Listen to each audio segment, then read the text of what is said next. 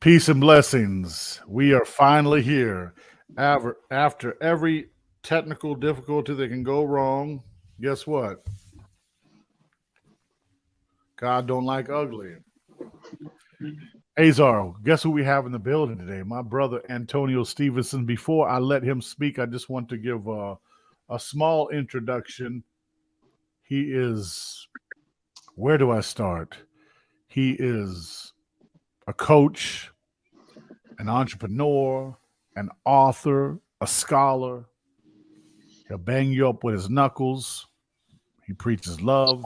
He is probably single-handedly with a few gentlemen trying to save our youth in Winston-Salem. He is bigger than Winston-Salem. He is bigger than our country. He is a global force, but I personally know him from back in the day. There's nothing that I can say about him that would make someone think that he wasn't paying me for such a powerful introduction. This brother, where do you start, man? My brother Antonio Stevenson. Let's give it up for him. Glad to be here, man. Appreciate you. Appreciate you, man. Thank you so much. Humbled by the introduction. Humble. Well, listen, maybe one day somebody will like me enough that they'll get me on TV and pay us for an introduction. Listen, first, I have one email from a person that knew I was interviewing you that they could not get on tonight. It's a young lady. She wants to be anonymous. She said years ago that she was at a club and you were doing security and you were known for knocking people's heads off. But she said you were always a gentle giant to her. You were never a bully. And I swore an oath never to tell her. It was back in the day in Winston, said you always would make sure the ladies got safe to their cars. What makes you from a warrior to a peaceful person? Could you explain that? Yeah, that's an easy answer, man. Lily Stevenson, my angel. My mom passed in 2020, but that's the reason. I try to always keep everybody safe, but absolutely the females, because that's how I was raised. And then right. Secondly, I'm a member of a fraternity, the greatest fraternity in the world. Okay. And one of our pillars of Omega Psi Phi fraternity is protection of womanhood. So I try to do my part. Want to always make my mom happy, but I always want to do the right thing. At least people say he tried. You know what I'm saying? Right. Tried to do the right thing. Sometimes people come out and hunt for, the big man on campus or whatever. But I try to always walk away. Just sometimes was unsuccessful. Right. So on that note, what makes so that was dope. But let me ask you this. Oh, I want to tell you her name so bad, but I can't. Can you guys still hear me on your live? Can you hear me? You can hear me, Azar? My live is your live. Okay. Azar, I must say, I know there's so many questions you want to ask him. Did you want to shoot one of your questions, brother, or you just want to? Yeah, I had a question. Brother, thank you for allowing me to have an interview with you. I'm humble as well. One thing that struck me in reading about you in your bio, you believe in second chances. Most second chances are their first chance. I want to know why. Profound. I want to know why the second chance, which is the first chance, and to piggyback off of that, who was your mentor, and why are you so passionate about what you do? Well, to answer the first question, I was in a room probably about 4 years ago, and one of my mentors said, if you're proud to be black, raise your hand. Everybody in the room raised their hand. He said, go a little higher. I went higher. He said, why didn't you give me that effort the first time I asked you? And everybody was like, wow, because we didn't know we had to. And unfortunately, in our community, some of us never give our best effort on the first shot. We didn't even think the first shot count. And now, brother, I've realized in my 52 years that you may only get one shot. And so when I meet very young men that remind me of myself when I was young and dumb and making mistakes, honestly, brother, I cry for them on the inside, and I make sure they get a second chance. Some of our young brothers are looking up to the wrong people. They've made a hero out of some brothers that dropped out of school. They had nice cars, a lot of jewelry. They don't know that idolizing them may end your life before you turn 15. I've seen some of these mothers that cry every time I see them. They need a hug because they buried their child. Right. Even I myself was shot on my 20th birthday because I'm not blaming anybody else. I blame myself. It was all my fault. I could have walked away, but I just ain't never had that in me. So prideful, like you're gonna die over your pride. It was so stupid of me to stay there and continue to stand my ground because the young man showed me he had a pistol. He even asked one of his friends, he said, yo, one of y'all give him a gun.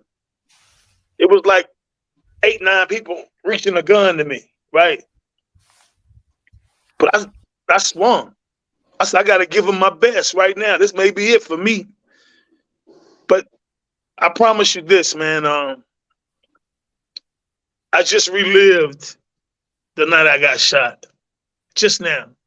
And I promise you, if I could walk away, I would have walked away. That was the old, stupid me, young, dumb, ready to go, drop of a dime. And you asked me who my mentor was, who my idol, who I looked up to. And I came from a family of athletic uncles. I came from a family of, young brothers that fought in the war, right? I wanted to be like my granddaddy. I didn't want to be like Mike. I wanted to be like Joe Davis. I never seen my grandfather run from nobody. I never seen him make excuses up, right? All I ever seen my grandfather do was get up with that metal lunchbox and go to Alcoa every morning. So I'm from a small town called Baden. And in my book, I wrote 2 books, one called Lessons Learned and one called The Answer to America's Crisis. And the answer to America's crisis is the right mentor, right? The answer to America's crisis is our young men not quitting school, not wearing their pants sagging, not smoking weed every day, not feeling like they don't have to listen to their mother or their father. But the answer is idolizing that man with that lunch pail, getting up at 6 o'clock to get to work on time at 7 o'clock. Right. So when I speak, I make sure they get it, right? I'll repeat myself 9, 10 times if needed. Yes, sir. And some people say, oh man, you shouldn't have to repeat yourself. Well, I used to be one of these young knuckleheads talking the same time the man was giving his speech, finding somebody to laugh at. I was never cool, man. I'm 52 and I'm not even cool now, right? Well, hold up. You cool, brother. Now don't sell that lie. I've seen some pretty cool guys, right? Right. I think what's cool now is being a dad, right? Preach. I think I'm a girl dad. God didn't gift me with any sons, but He gifted me with grandsons. Yeah, He gifted me with grandsons, right? And I try to tell people all the time, like, funny story for you. Funny story for you both. One of my former jobs, we're having this huge luncheon, right? And we teamed up with a group of men from Greensboro. And so this guy walks in and he says, Oh man, I wish we could have had this luncheon in Winston-Salem. I would have loved to bump into Tiny.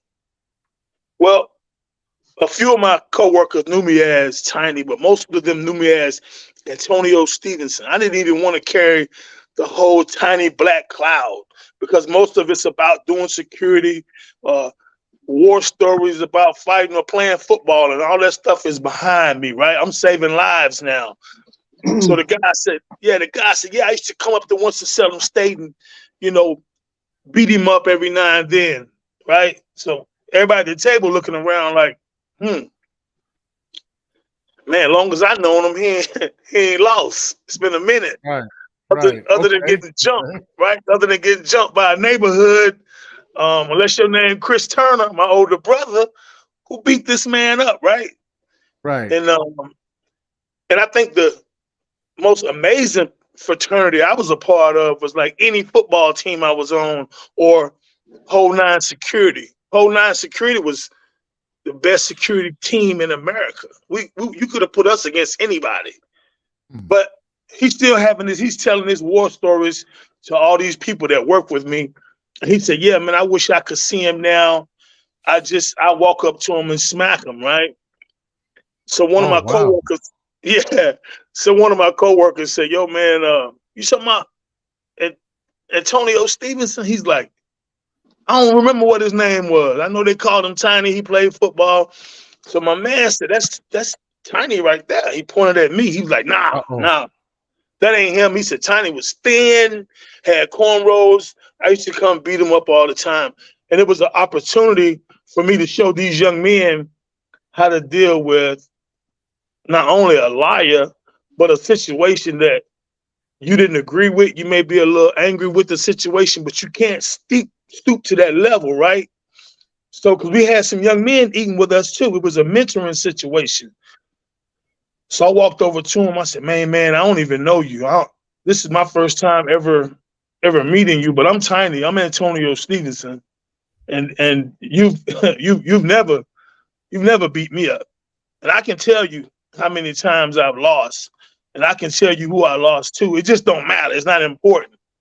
But the worst beating I ever took came from BDP, Boston Projects.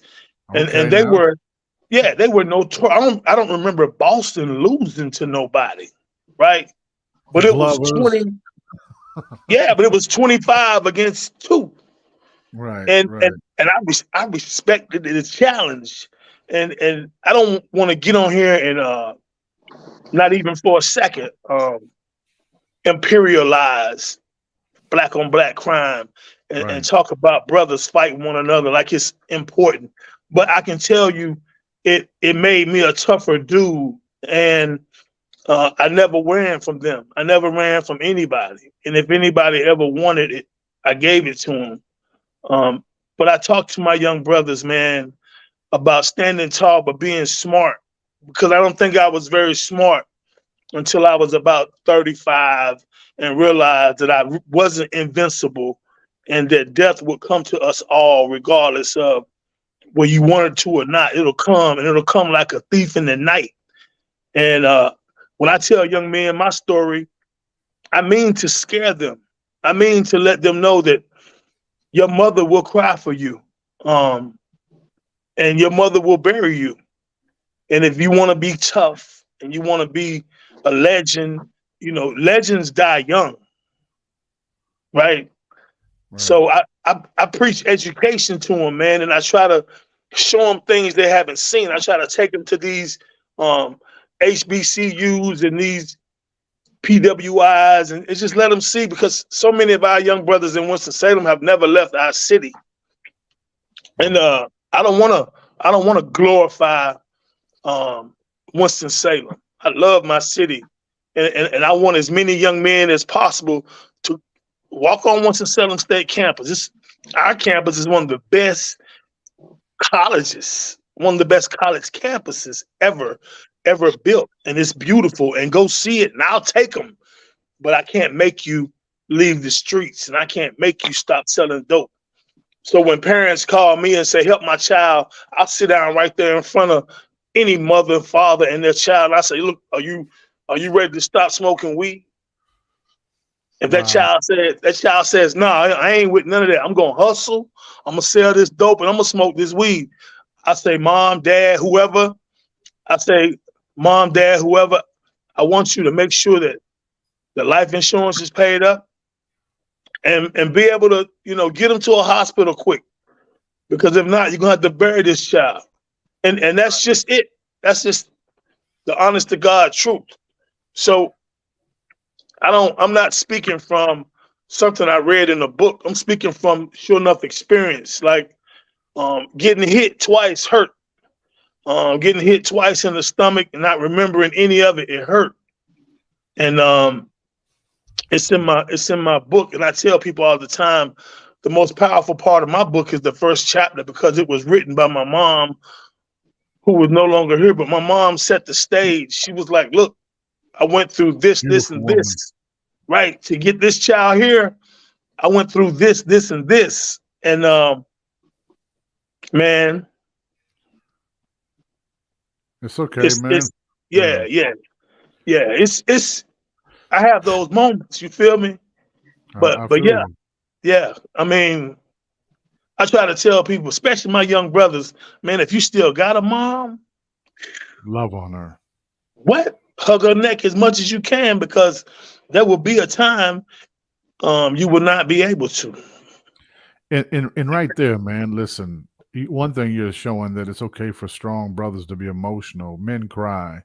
I watched your post about your mother. She was a beautiful woman, physically, spiritually, and just I envy the people that still have their mothers. I lost my mother. But brother, this is new to us. We have so many questions. If you can see from our group chat, if you gentlemen can see from the group chat, I got to take some of these questions, okay? First of all, there's a gentleman right now that's saying, our brother Zigzag Zig, he's out. That's my brother, man. He says he needs all that literature. Can you please tell them right now where they can go? They can get it off Amazon, right? Right. Okay. I'll get a copy. I'll get a copy and show it to you real quick before we get off. But Lessons Learned by Antonio Stevenson, and The Answer to America's Crisis by Antonio Stevenson. And I want to say something, because on my live, I have Dedrick Keaton and Dante White, right? Wow. Two of Winston-Salem's kings, man, who, right, when I was coming up, I wanted to be like these guys, right? Oh, they're on the live right now? They're on your live right now? They're on my live. Peace and blessings. These were road warriors, right? These were like, Vikings, could go do whatever, right? And never cried, never ran. And that's what I wanted to be like, man. I wanted to be like the Chris Harrisons, man, the Anthony Harrison, Nord, those guys raised me. But most of all, man, I wanted to be like Chris Turner. I wanted to be like my brother. And Brother Azar asked me, who was your mentor? And I had so many. And in my book, I want to tell you this. I really highlighted my high school football coach, Jim Bovender, right? And people say, man, how you going to talk about that white man, all the black men that gave you their time? And they did. Mr. Piggott, Mr. Debnam, Mr. Puryear, Mr. Puryear, Arthur Gray, and the list goes on. I had a bunch of men that poured into me. Mr. Rashard, man, listen, I used to go to Kieran Kressel and Punky in them house and eat dinner, rest my head.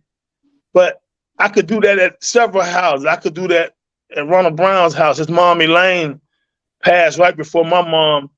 But when I tell you that, I'm naming names like people know these people, but these were the people that raised me and poured into me.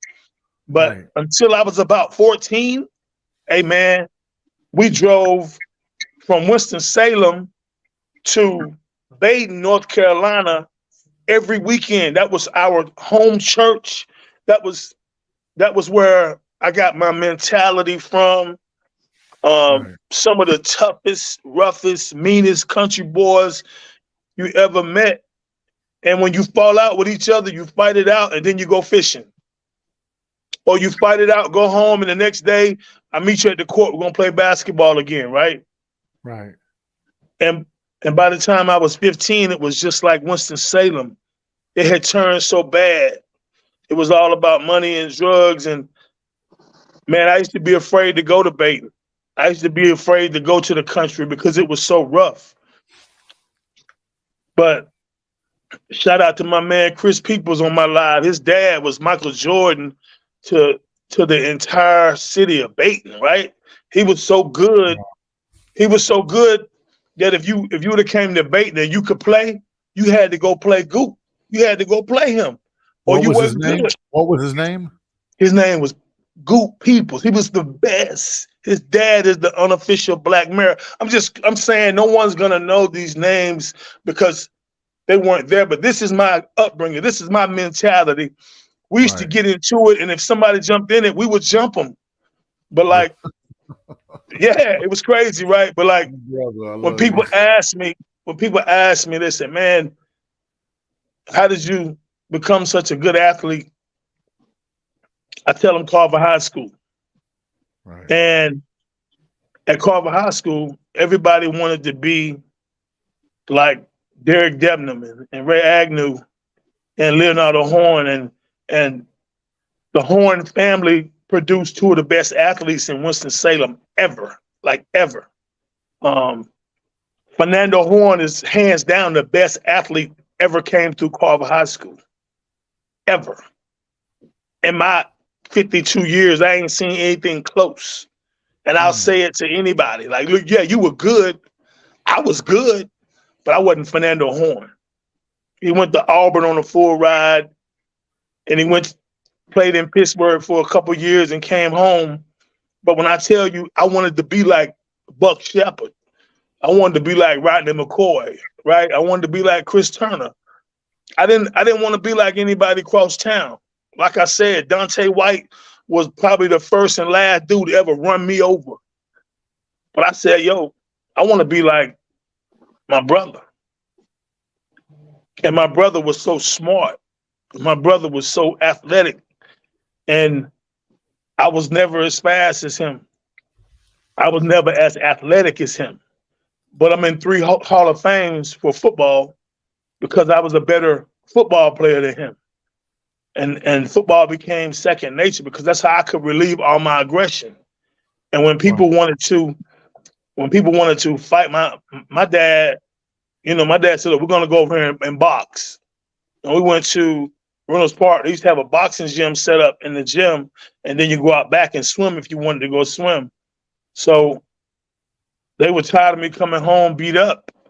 And they said, look, you're gonna learn how to box. And so I learned how to box. And then I had a lot of my friends were in Walkertown, cool Caucasian kids, right? And some of them would wrestle year round. So I learned how to wrestle. I hung with Woody Neal and Lance Neal, and I learned how to wrestle. Oh, so wow. whenever people wanted to fight me, I say, tell you what, I ain't a baby no more. I'm a nice sized dude now. So I want to see what the outcome is. I never ran. I ain't had nobody to run to. So They thought they were just going to fight. A nice little, but I would get them on the ground and I would go for broke. I mean, I'm talking about headbutting, elbows, and I would try to break something. And that was the difference. Like a lot of people just wanted to say I wasn't scared of him. I fought him. Y'all know, did y'all see me? And they'd be like, yeah, but look at your nose, bro. Yeah. You need stitches. You need stitches. So when people say, when they say now, yo, I want to fight, like I'm old now, but I promise you, I'm so afraid to lose. I'm headbutting, I'm biting. I got to make it home to my wife. Right. I can explain the bruises, but if I can walk away with no altercation, that's what I want. I won. We have another question. And this comes from a special lady for me. This comes from my daughter. And I'm telling you, brother, we both have daughters, right? Right. This young lady is a lot like my mother, right? She's so talented. Her name is Catalina Spilman. And she asked, was there a certain situation or something in your life that happened to you for you to decide you need to go a different route as far as being in the club to now impacting lives? Wow. Okay. So a transition from the whole nine, the club life, to being a mentor. I think that's what she's asking. Impacting lives in a positive way. Yeah. So I was about to go do security in Charlotte at CIAA when the CIAA had first got moved to Charlotte, and I got a phone call from my daughter that a man who was dating her mother had tried to rape her. I And remember so when this happened. so I jumped up. I was putting my suit jacket on, tying my tie tight, and I just stopped everything. I jumped in my car, called Lakeith Stevenson, my cousin, who at the time was working in Chapel Hill. I said, look, man, I don't know if you can get over there, but I'm on the way. And I was leaving Clemens, going to Raleigh. I remember, And I didn't know where I was going. There wasn't the GPS on the cell phone back then. That's when you had the little Magellan things in the car. So as I'm driving, I had to put the address in, and I'm flying down 40, man, and I think what did it for me, amazing question, Miss Spilman, but your dad would do it for you too. I lost everything behind this altercation. I lost everything. And it messed my daughter up for a while. And she still never got over. She's not over it now, right? But when I tell you she was 14 and now she's 29, maybe I think 30, 29. But it changed my outlook on everything. Like nothing and nobody is more important than my family. Right. Not even my freedom. My freedom can be ended today for my wife, my children. No one could talk me out of doing something heinous to anyone that ever hurt the women in my life, right? Because not that they can't take care of themselves, but they shouldn't have to if I'm here. I can tell you this. That's what did it for me. It was like a smack in the face with a brick. Because with whole nine security, I was feeding several families. I was able to, at one time we had 50 employees. And we were doing clubs in Winston-Salem, Greensboro, High Point, Raleigh, and Chapel Hill. And we were stretched thin one night and somebody called and said, we need 10 in Charlotte. Can you give us 10 in Charlotte? I said, yes. And I ain't have 10 more. But instead of sending 10 to Chapel Hill, I sent 8. And instead of sending 10 to High Point, I sent 8. Everybody was short 2 men. And we had 10 in Charlotte for Jay-Z. And they paid us for 10 everywhere because we never stopped moving. They were like, well, how are we going to explain being short? I said, we ain't going to stop moving. Tonight, if you don't break a sweat tonight, because you ain't going to stop moving. They're going to think it's 12 people there. We're going to keep moving all night. And that's how we got paid. No altercations that night, nothing embarrassing. And we still only had 50 people, but everybody thought we had 60. Oh, yeah, great question. But okay, so you mess somebody up. That's what we're trying to get out of the story. You put your hands on somebody. Yeah. So as I can recall, I walked up into the apartment complex with my suit on, past detectives. They thought I was a detective. I knocked on the door. The young man who had assaulted. You beat him. The detectives were outside? Yeah. See, they thought I was a detective as well. They were regular police officers, and they thought I was a detective. So I walked up to the door, knocked on the door. I spoke to him as calm as I could. You know the little hook that goes into the screen door with the little circle? Right. So I put that on. He said, what are you doing? And I closed the door, padlocked it. And I lost my mind, man. That was the first time I ever got tased. And I knew I was in trouble, but over my daughter, I do it again. What I do now to avoid it is I talk to my daughters, right? I said, don't put dad in that situation. Right. Don't put dad in that situation because we lose it all now. Right.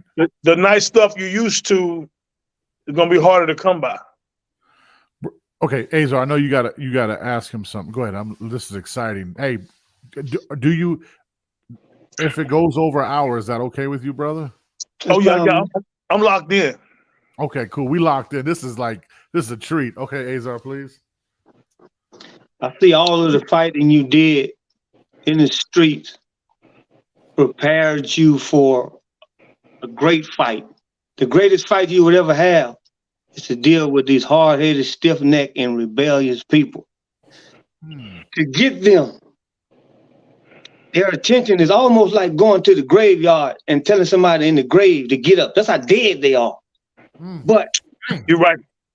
I think you should legislate a bill, a mentorship bill. Take it up on Capitol Hill and make it law that everybody in school from the 10th to the 12th grade must be mentored. I think you could do that. That's a lesson learned bill. I wanna tell you something, brother Azar. Wow. I want to tell you something, and I want to share with you two things. Two moments that I sometimes let get the best of me, and I break down.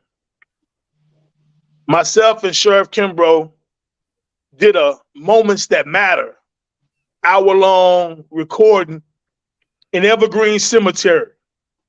Oh, I have some friends over there. It was spooky to me, right? And he said, "Yo, I'm gonna stop recording. I'm gonna give you a minute, brother. I can't let the people see you crying right now." And I told him, I said, "Man, I don't think I'm responsible. I don't think I'm responsible for nobody being here, but I think I could have stopped it, right?" I said, "I think I could have stopped it, but I'm not responsible for any." I got like 3 or 4 homeboys in Evergreen, right? That I love the way I love myself. But they had given up on doing things, by the book. I ain't gonna say the right way, because their way wasn't wrong. It was just wrong to society. What we're going through was by design. We're broke by design. Circumstance. Yep. Yeah. So what we're going through is not going to be fixed in a day, a month, a week. But I hate to hear people say, "Well, it's like this because we're black." It's systematic. All this was part of a system, and we're stuck in it. Yeah, some people have made it out, made some money, doing very, very well for themselves, but systematically, the system is still working against us the way a lot of people designed it, right? So when I'm sitting in the graveyard with Sheriff Kimbrough, I lost a lot of friends. Matter of fact, I lost a lot of people. They weren't my friends to begin with, because they were like, "Oh man, he's sitting there with the police. Can't trust him no more." Well, hey, I'm gonna tell you what. I ain't never asked you to be my friend. I ain't never begged nobody for no friendship.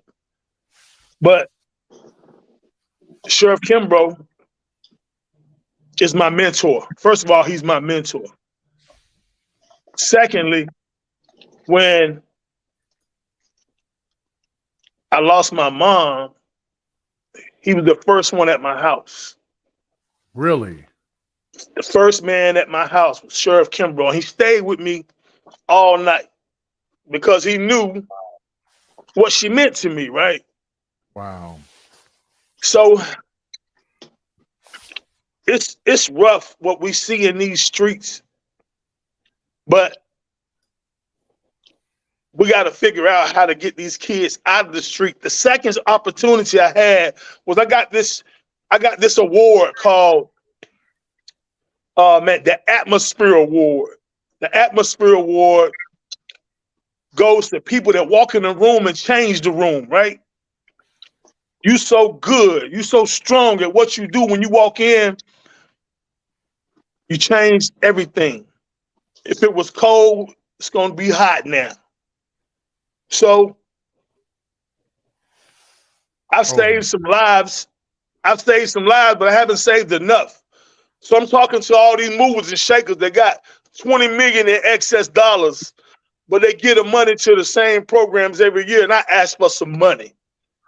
And they looked at me like I was speaking Japanese because they think I'm only saving black and brown boys, but I have Caucasian white young men in my caseload. I've gotten them jobs. I've helped them get transitional housing, but their excuse is, oh, you need to get you a grant writer. Hey man, listen. The problem is who dying out here is black and brown boys. And enough of them ain't died yet for y'all to give me no money, because I'm going to save some lives. I don't even want the money. I don't need it. I just need to stop spending my own money saving these lives. But I'm going to keep doing it because I ain't going to let that be the reason some kids go, some kids leave here. I've had some amazing supporters, man. I ain't going to say any names because I don't want nobody knocking down their door, beating down their door, trying to get a couple of dollars. But I appreciate everything y'all have done for me. But if the city and the county can go live and say, look what we did. We saved money. We got 20 million in excess dollars. Hey, man, listen. Ain't no way, shape, or fashion they're going to ever be fans of Antonio, because they know I call him out every chance I get. Right. Hey, brother, we have a brother that's asked 4 questions. He's been very patient. Cedric Crockett out here in Winston-Salem. You've lived in Winston-Salem long enough. You know the Crockett's are a big family. That's a good friend of mine. He's asked like 6 questions. I think he's probably mad at me. Okay, I'm going to respond. One of the questions that I think is profound, he says, is, do you think teaching our youth how to pray and how to forgive and a higher power for life and eternal life will work? Will they know about the devil and what they know about God? Pretty much saying, do you think that needs to be instilled like it was into us back in the day? I think religion should be number one in the lives of everyone. I think they need to understand that a praying mother is probably the only reason they're still here now. I love Brother Crockett. I know exactly who he is.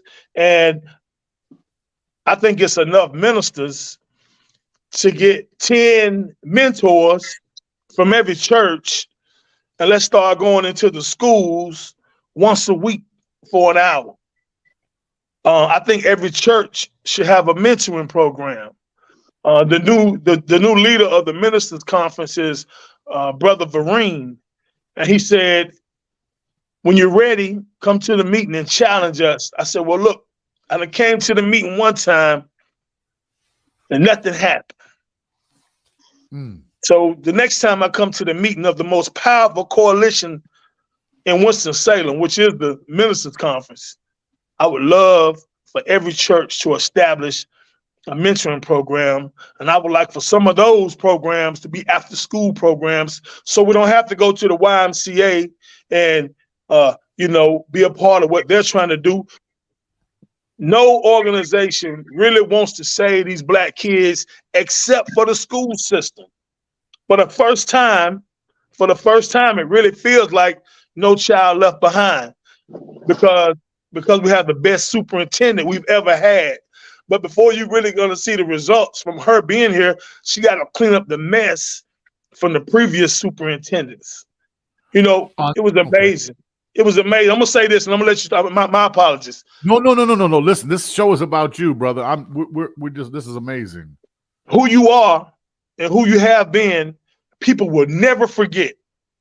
People will never forget the mistakes you made, the choices. I ain't make no mistakes. I made some bad choices. I don't want to blame it on mistake. That's what cowards do. I made some bad choices. I own all of them. But this superintendent we have now, she said, I want to be the one that gives you a chance. She said, come to our school and establish mentoring programs at the schools that need them. Well, wow. Yeah, no other superintendent will ever. Can we give her a shout out? Oh, listen, Superintendent McManus is the best superintendent we've ever had. Let's get her on the show, brother. Let's get her on the show. That'd be great. She's a one of a kind diamond. Wow. And she's not afraid to say the things that hurt some people's feelings. Right. And I love her. I respect her. She's like my sister. But at the same time, if I'm wrong, she got to call me on the carpet too. Right.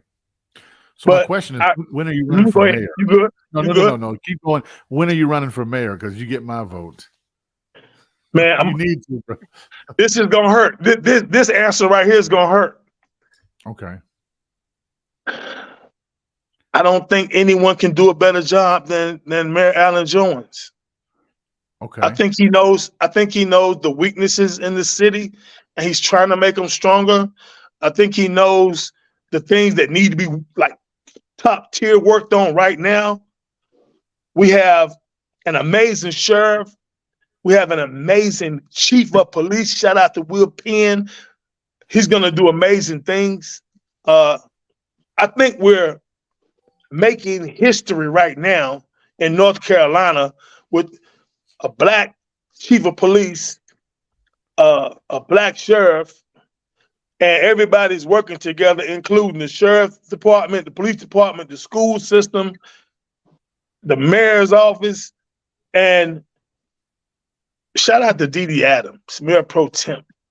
Right. She's dope. She's on the streets with the people. She's in. Yeah. She's. So let me ask you this for the if I can add this for the naysayers that will say, we have a black sheriff, we have a black police chief of police. We have all these black people in this position. What in the hell has changed? Black kids are still. Let me finish this bit so you can get into it. Okay. Black kids are still gunning each other down. What would be your response to that? Okay, my example. This is my example. James Taylor. Oh, he's over the South Side District, South Side Ward. Right. He's done so much to make things look better, feel better. Lower the taxes a little bit. Let everybody not have to worry so much about money kicking out, right? But what you're seeing is turf wars, right? Right. There's nothing we can do as far as law-wise because the guns aren't coming from Winston-Salem. The guns are coming from bigger cities and just making it to Winston-Salem. The guns are coming from these gun stores being broken into in Lexington, Thomasville, Kernersville, and they're bringing these guns back to Winston-Salem. Now, what I will say is the police department and the sheriff department are not working against each other. They're working together. So when they find out what these guns are, listen, brother, they're running up in these houses like people ain't going to shoot at them. My hat goes off. My hat goes off to law enforcement because you got to have balls of steel to run up in somebody's house, but they're doing it, man. And I was talking to Sheriff Kimbrough the other day. Somebody said, "Won't they take these guns from these young boys?" Well, I want to tell you the worst thing I saw. This is the worst thing I saw. I won't say any names. Less than a year ago, we buried a young brother in this city. And when I tell you, he could have been so much. And we've lost a lot of young men, some that were about to be platinum millionaires from rapping. We've lost some kings, man. You hear me? But less than a year ago, we lost a young man. And when they covered him up, they found a gun in his belt. Right? The gun was registered to his mother. Wow. His mother purchased it from a gun store and said, "Here you go, baby. You ain't got to be out there naked no more." And he rapped about it. My mom got my back, blah, blah, blah. I got some more with switches on them. I mean, look, bro. This is what we're doing. We can't blame the sheriff on that. We can't blame the police chief on that. We got to blame the person in the mirror. So I'm not, at the end of the day, some of these parents got to eat this humble pie and say, well, you know what? Yeah, I'm going to buy my baby a pistol. He ain't going to be out here by himself. Well, is that the only option? Is that the only option to have him out here in these streets feeling like he got to sell dope and tote pistols? And no, it can't be the only option, man. It can't be the only option. But y'all that made people fall out of love with education. I hate going to school. Come on, man. People cuss me out. And luckily I'm built for it. You cuss me out because your son come to school smelling like weed and they gonna send him home? No, that's your fault. You cuss me out because we cool, we all right, but I'm on the side of right because they sending your son home because at 8:45 he high. Wow. We need to get some parenting classes, man. It's something wrong with parents. I'm not saying the school system is perfect. The school system ain't perfect, but parents, man, parents. It starts in the home. Denzel Washington said it best. It starts with the fathers, right? Brother, Tiny, you said something profound. What the sheriff and the police or the people in the school have to deal with is a child that by the time they are a teenager has witnessed violence in the home, violence in the streets. And so how do you, one of our biggest gentlemen on there responded today, said, you know, some of these kids don't want to be saved because they're in that warlike mode. If you notice, some of the mothers, we're going to be interviewing them soon, and I'm not calling out no names, say, why'd they kill my baby? Yeah. And they know that they're lying to themselves because you see them in pictures with their sons holding guns, throwing up gang signs, sons robbing people out here. So you know exactly what I'm talking about. We have to call a spade a spade. We have to speak. In Arabic, the word is this, kulen sadida. Say a straight word. Man, brother, this is profound. Well, I'm going to tell you what did it for me, man. I got into a situation. And I was married. And I had to cut over my eye. I was afraid to come home because I didn't want to hear my wife's mouth. So I went to my mom's house. And my mom was like, come on, let's go to the emergency room. And I was like, I'm going to go by there in a minute. Can I get a cup of coffee? I don't need you to go with me to the emergency room. She said, no, let's go. Let's just go there first. And on the way, she called my wife. So my wife met us at Forsyth. As I'm getting these stitches over my eye, on the inside of my lip where I got cut, it was pretty bad, right? My wife goes, so this is what you want to continue to do?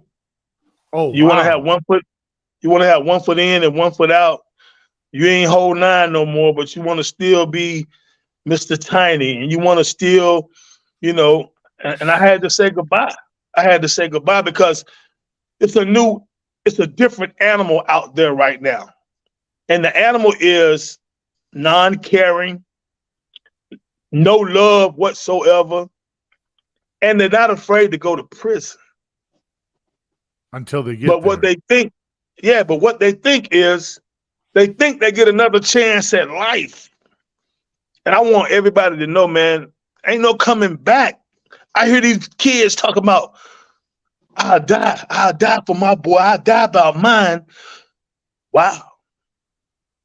It sounds good. Will he die for you? Will he go out there and get it for you? And lay it down for you? I don't think so. Y'all not in the Army, y'all not in the Navy. You're not right. Nah. You're not programmed for this. But since 2002, my program has been offered to 1,000 kids, over 1,000, probably about 1,300 kids. I've sent about 400 kids to college. And of those 400 kids, I have about 180 graduates. And some I begged to just try college. And I knew when they said, okay, I'll try it. I knew they weren't gonna finish because their foot was stuck in Winston-Salem.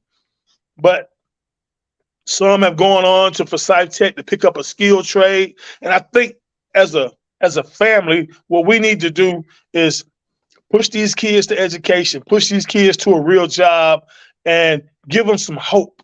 Because what we make them think is if they can't get a scholarship or they can't go to college or you're a failure now. Nah, man, we got to have small parades for every little thing. I don't care if you make a C. Let's get a parade. You know what I'm saying? If you graduate, let's get a parade, man. Come on, let's find you a job. Because right now, I have over 22 kids between Texas Pete, Ashley Furniture, and Atrium Windows and Doors working real jobs. Wait. Say that again now. Between Texas Pete, yeah. Okay. I have 12 kids in middle school. I have another 20 plus kids, young men, working between Atrium Windows and Doors, Texas Pete, and Ashley Furniture. Salute to you, brother. God bless you, man. Wow. It's a need, though. Right. I think Azar, are we in class? Are you raising your hand for a question, brother? It's so good. On you, brother Azar. I got to do that. You know, we've had everybody to come from Jesus to Muhammad to Malcolm to Minister Farrakhan to you. It comes a time when God gonna shut your mouth. He gonna shut your mouth. And see, ain't gonna be no more talking because he giving them to you.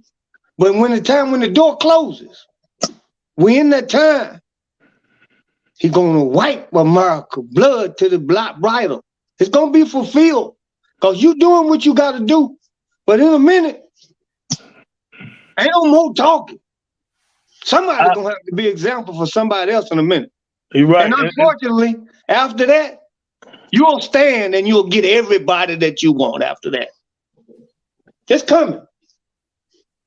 You know what? You're the second person to prophesize that wave that's gonna drown so many.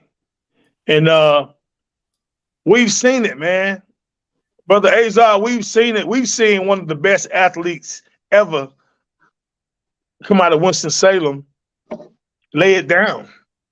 And for a minute, everybody was sick. And funeral, boom, and they went on with their life. And then everything kept going. I'm like, bro, y'all didn't see this? But this is the worst part of it. I want to share this to you. The worst part of what's going on in our city is there is money being given for this to stop these young brothers from killing each other. It's money being granted out for this. But they're just paying salaries. If you want to stop this, put some of this money into the community so these young men can feel good about themselves. Buy them a shirt, buy them a pair of pants, get them a pair of khakis, and let's give them some soft skills to get a job. But you paying salaries. You paying salaries to people that will not go in the hood. You just making friends. You making friends. Yeah, they're not going in the hood. Well, we got people making. So if we clean up the streets, let's be realistic to what you saying. And I want this to happen, but look at the people who gonna lose their money. So when you take Johnny off of liquor, the liquor man lose. You take Johnny off of dope, the dope man lose. The judge lose. The lawyer, the prosecutor, the DA.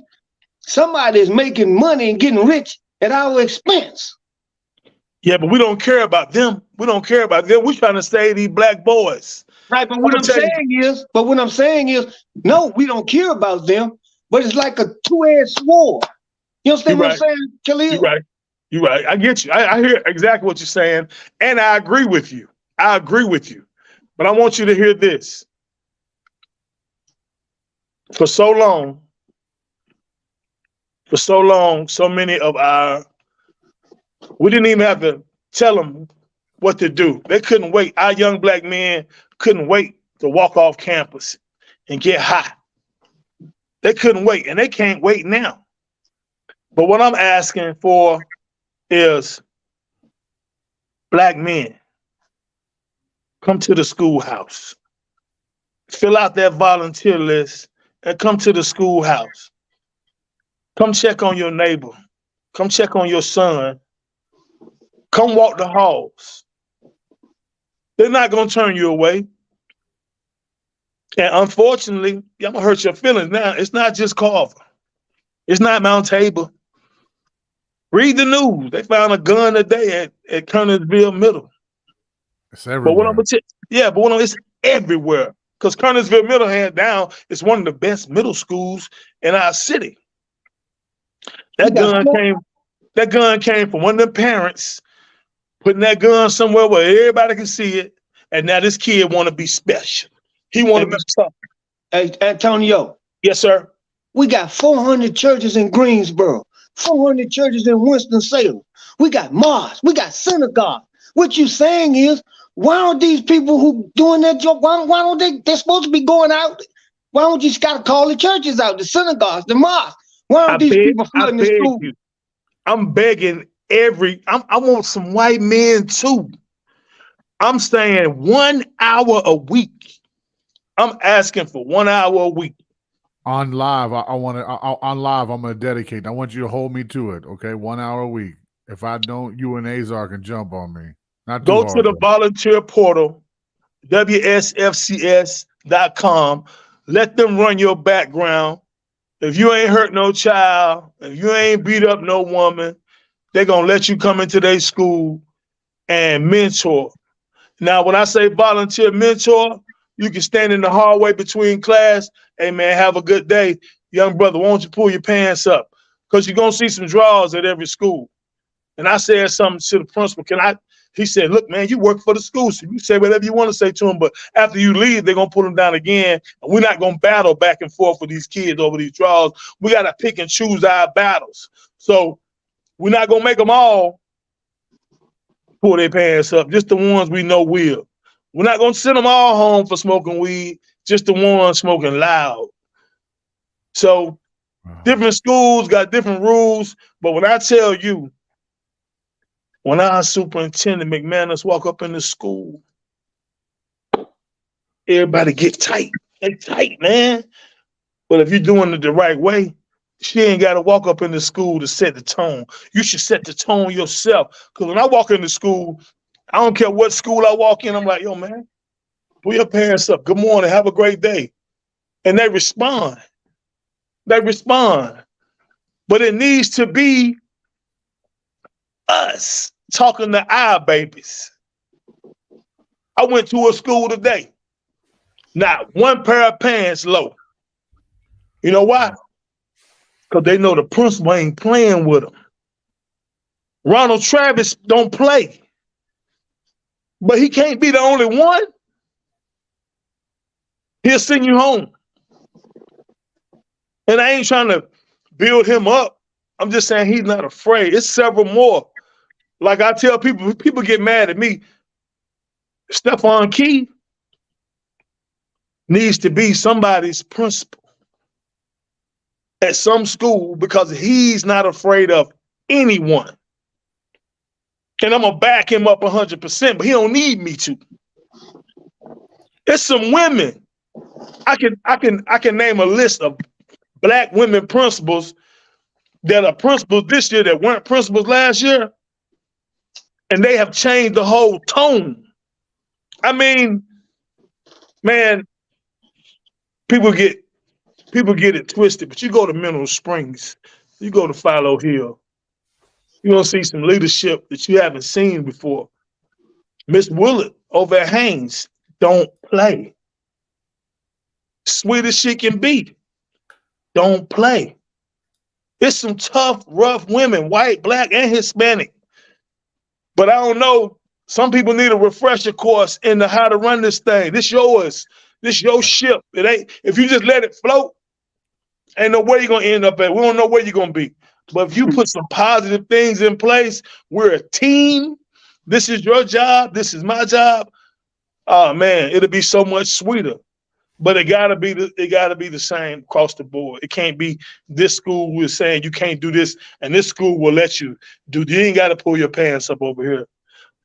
So we need some volunteers in the schools, and I feel so good, man, because for the first time in a while, people are talking about Carver High School like it's one of the better schools in the city, and I have to agree.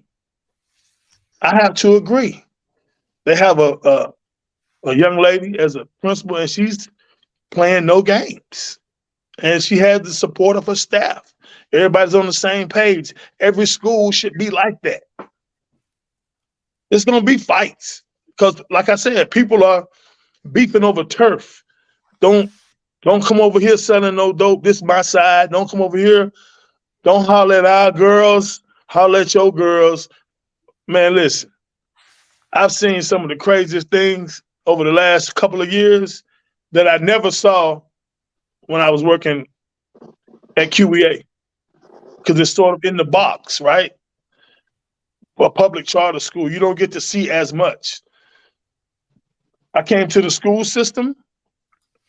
I was like, wow, certain schools have no problems. Other schools have all the problems and no answers. But the answer is mentoring. We got to get some of these people that are available during the day to just walk the halls. That's all we're asking. Go to the volunteer portal, put your name in. They're going to call you and tell you you can go. You can go volunteer. We need you. My bad. Go ahead, brother. No. I just got excited. No, you're absolutely right. My life was changed by a teacher/mentor, right? I was poor, 5th grade, buck teeth, ugly, bull haircut, starving, dirty socks, poor white trash. Hey, Zara, we talk about my story, right? And the lady, she's my Facebook friend. We're going to get on. Her name was Debbie Pyatt. In the 5th grade, she really took concern about me, and she spoke to another teacher whom 2 years later adopted me. I'll tell you this story, and I'll try not to cry. She took me as a 5th grader. My mother was sick, to go get shoes. She wanted to buy me shoes, and I said, ma'am, I have to go into the bathroom. I was so embarrassed. I didn't remember the story until she and I talked about a month ago.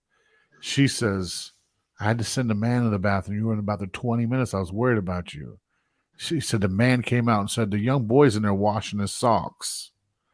I was so embarrassed I had dirty socks because we were poor that I didn't want to take my shoes off in front of her. So she bought me shoes and socks. That woman has changed my life. That's why mentoring is very important. Very important. I want to tell you something crazy, right? I went to school my senior year, and my mom, oh man, she took amazing care of me and my brothers, but sometimes the ends just didn't meet, right? So I had on a footie on my left foot, and on my right foot, I had on like a regular size sock. Oh, really? Right. And Mac Brown showed up from Carolina. He was recruiting me. And he was just like, I got a pair of socks in the car I'm gonna give you. I said, no, I don't want those. I did this on purpose. I just didn't like I hated Carolina. I didn't want to wear the socks, right? So the kids were picking at me. I'm a senior. They're picking at me. I told you I ain't never been cool. And one of the kids that was picking at me, we took it too far and we started fighting. And so Big Johnson said, look, I'm not going to throw you out of school for 3-4 days because you need to be here when these guys come to visit you. But I'm going to go ahead and paddle you, though. So he paddled. Remember that? You remember those days? Yeah, he paddled me right then. Boom. He paddled me.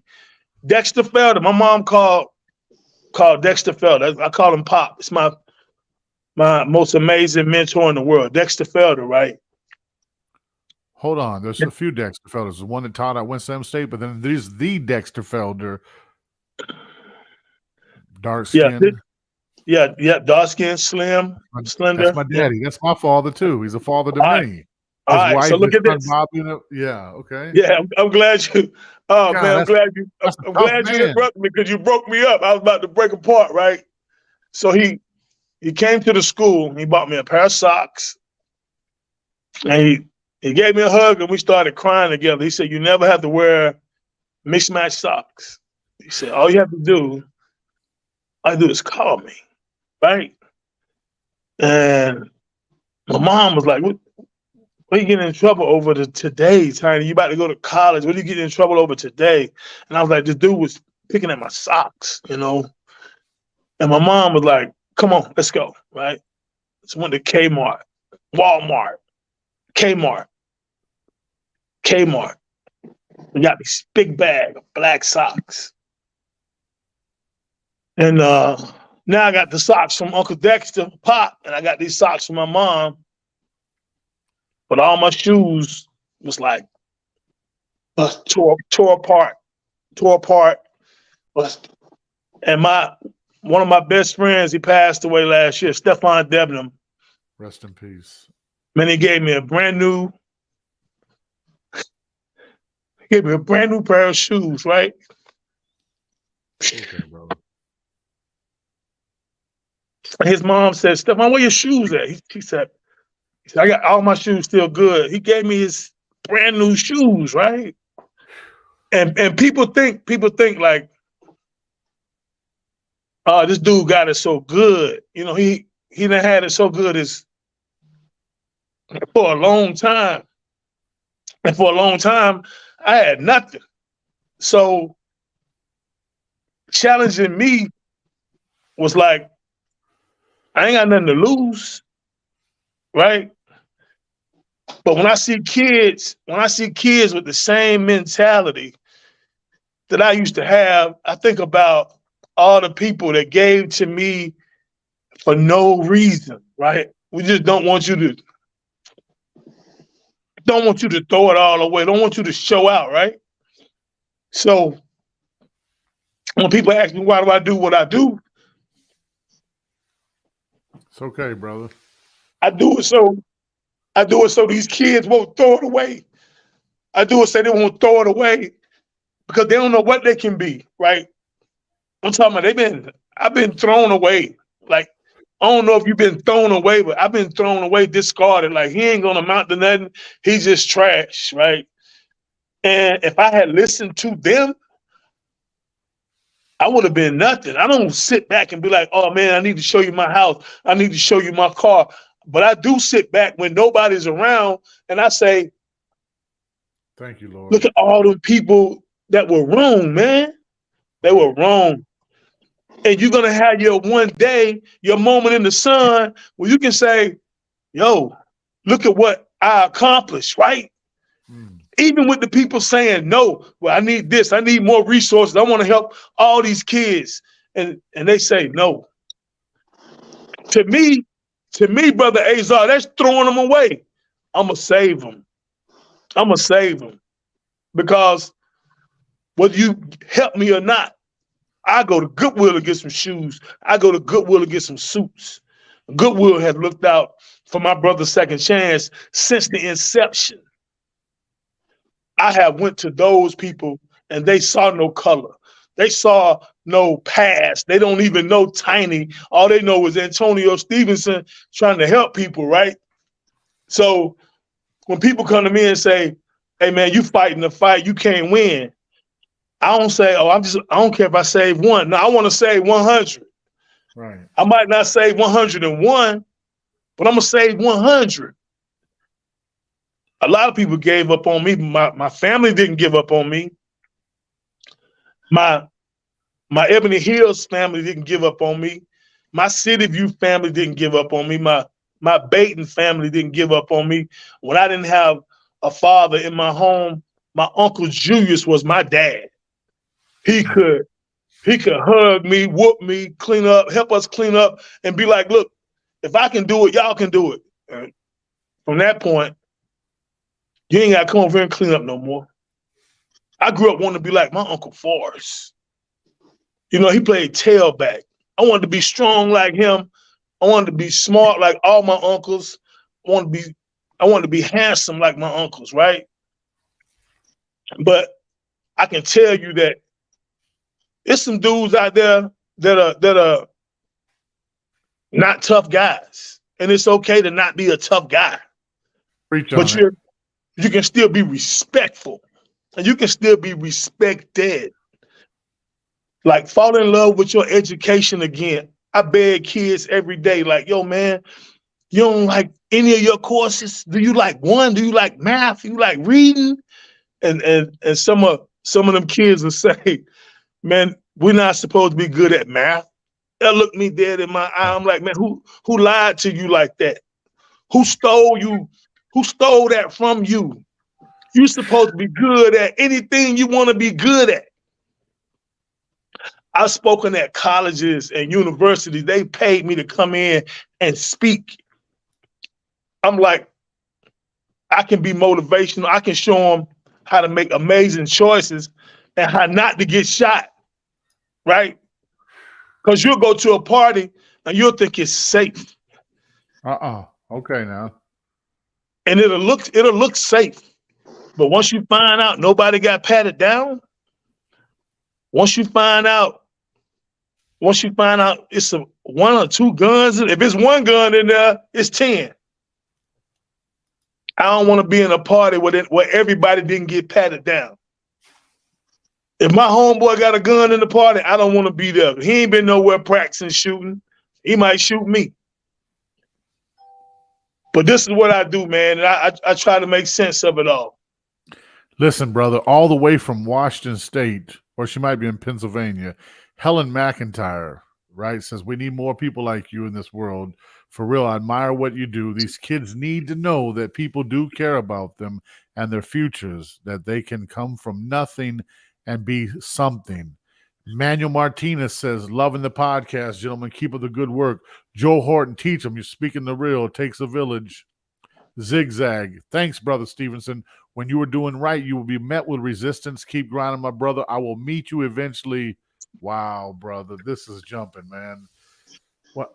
So, Azar, I knew you had another question you were holding for the end, but I really wanted to spring this up. Throw some our young men love warriors, and you are a warrior. And I heard Joe Rogan say it's better to understand the art of war and be peaceful than to be peaceful and not understand. And I'm paraphrasing that. You, as much as you're a gladiator, Azar and I were blessed to interview brother Shehan Shamik. Can we put some light in this conversation? At one time, you would fight anybody and everybody.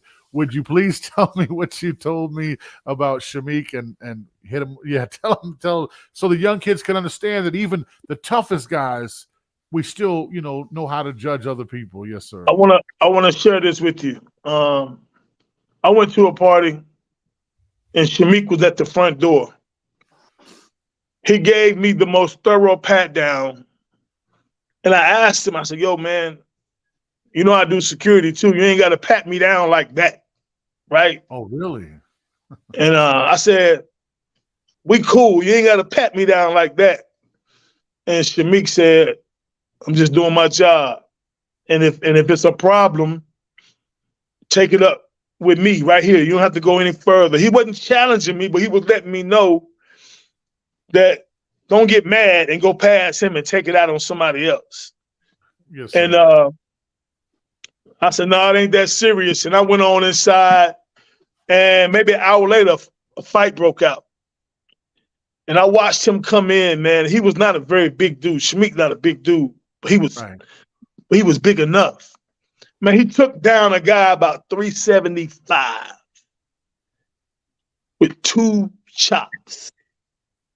Drug him out by his feet. A chop to the chest and a chop to the throat. And I said, yo, my boys got to be thorough like that. And we started training. We was running laps and everything. And I brought in a guy named Holly Hale. He was from a dojo in Charlotte. He would come down and train my guys every weekend. Because I wanted my guys to be able to subdue anybody, no matter the size. And that's because of Shamik. We almost got into it one time, and he was just like looking at me. And I was like, brother, I'm not afraid. He said, I know you're not. That's the good part. And I said, well, you can stop looking at me. He was like, nah, I want to make sure you know how this is going to go. And he said that to you? yeah. He said, because I was having some words with a guy, and I should have been deaded and walked away. But after that, he and I became good friends. And Rock from R&R introduced us. We became good friends. And me and Shamik, we would see each other and greet each other. And I looked up to the man because he's always the same. He's always the same, never smiled too much. And, anytime I saw him, he was all business, man. He was all business. And I never been afraid of nobody, but he was one guy I didn't want no problems with. Wow. Yeah. Me and the brother have actually been in situations with him. And I'll say this. He knew about one of my old partners that I used to run. Remember Azar when we interviewed him, we were talking about brother Hanif? I was blessed to train with Hanif, but Shamik is just, I don't even know how to explain it. When he put those wrist locks on you and stuff like that, yeah, he's dangerous. So, but someone like you would know he's dangerous, but the average guy would be like, oh, he ain't talking a lot. I can get him and get the whole head tore off. Bad day. So a really good friend of mine is still doing some time. His name is Bernard Barr. Shout out to B Mac. Okay. My man. That's my man. So B Mac was arguing with these guys at a boxing match, a Mike Tyson fight actually, and I was right behind him. I was right behind him, right? And he said, Kimbo. The guy said Kimbo can beat Mike Tyson, okay. And Mac said Kimbo can't even beat my boy Tiny. He said, who? Where? He was looking around. He said, right here. He said, man, Kimbo will kill him. He said, well, let's set it up. And all this money went flying around, man. And me and Aunt Scott and my cousin Suge, we jumped in the car. We shot down to Charlotte. And Kimbo walked by me. And I was like, yo, he can't beat me. They're like, we know we can't beat you. Can't wait to see this go down. But you just felt it. You felt it. It was after I seen Sean Gann beat him, I felt like I could beat him. Well, B Mac pulled out $20,000. And then they said we said 30. They said we said 30. I said, no, he go to text. Text say $20,000. I said, man, well, it's 30. And Mac say, I got 5 more. I said, I do too. That's all I had to my name. So we had 30. They got in their car and left. And all I can tell you is that was during a time when I couldn't get a job. I had shut whole 9 security down, and I was willing to fight to feed my family. Right?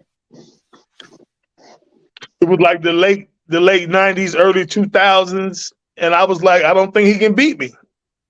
I know I can beat this guy, and what I can tell you is now at 52,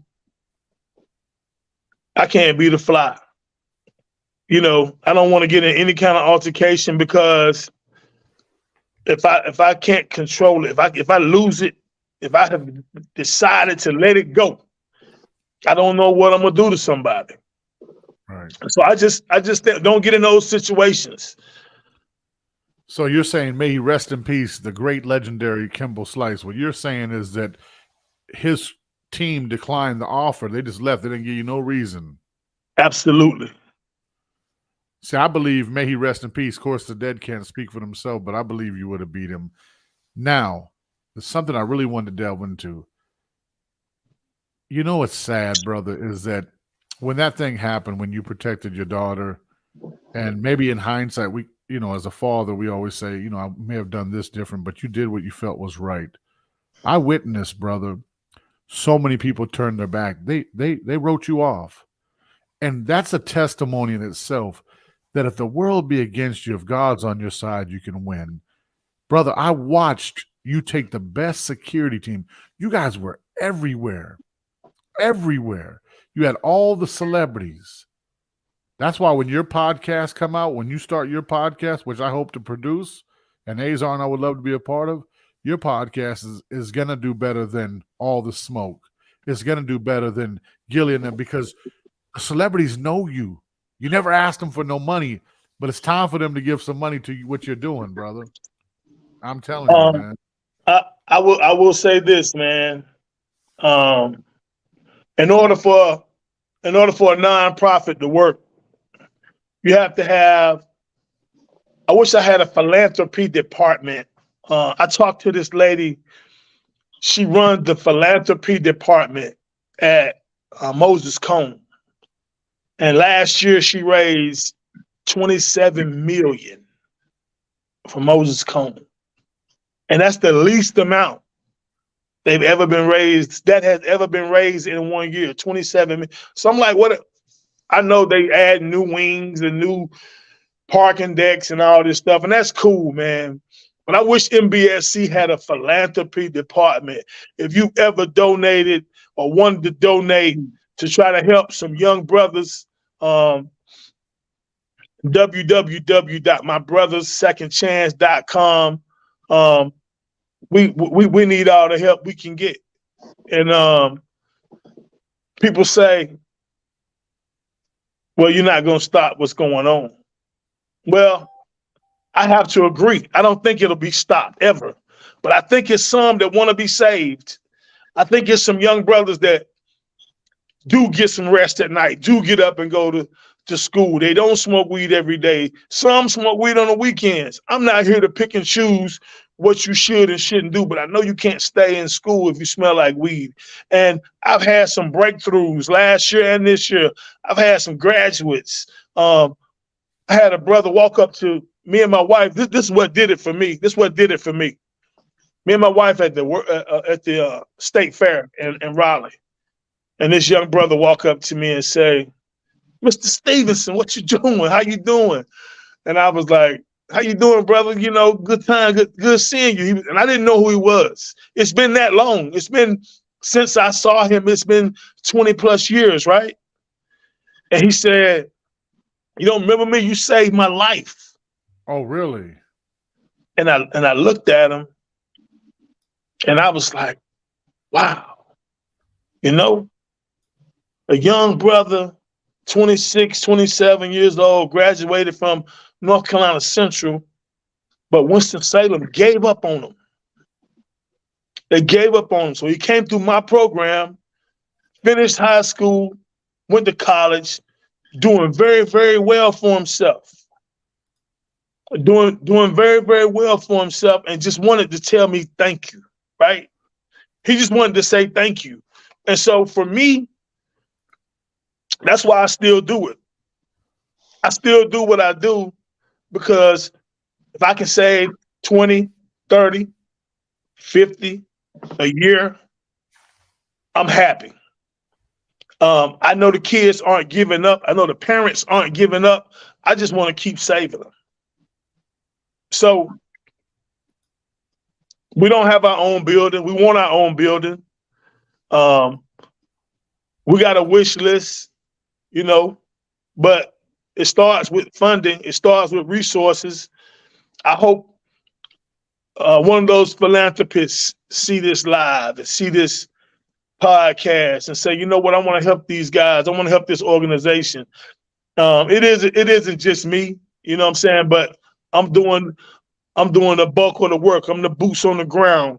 When the kids need somebody to talk to at 2 a.m, they call me. When they at that crossroad, they call me. When they're trying to figure things out and they hungry at 3 a.m, they call me. I'm the one that gets up and takes them some food. I'm the one that jumps out the bed. I'm the Dexter Felder, right? I'm the I'll never be Dexter Felder, but I'm the other version of him. right? Brother, we need to just get a shirt. I'm Dexter Felder, man. He's a legend, brother. The next Dexter Felder. Let's Yeah, print it. that's what we need, man. And you know, I got amazing support. I got my wife, right? I got my wow. I got my wife that when these moments come up and I'm like, you know, I'm tired of being rejected by these people. I'm tired of writing grants. I'm tired of begging y'all. You know, she the one that says, why did you even get started? Because you're not a quitter. What? Yeah. She says, why did you even get started? Remember why you started it. And sometimes I ain't trying to hear it. But she'll get in my face. Like your wife. She'll get in my face. And we need that. We need that.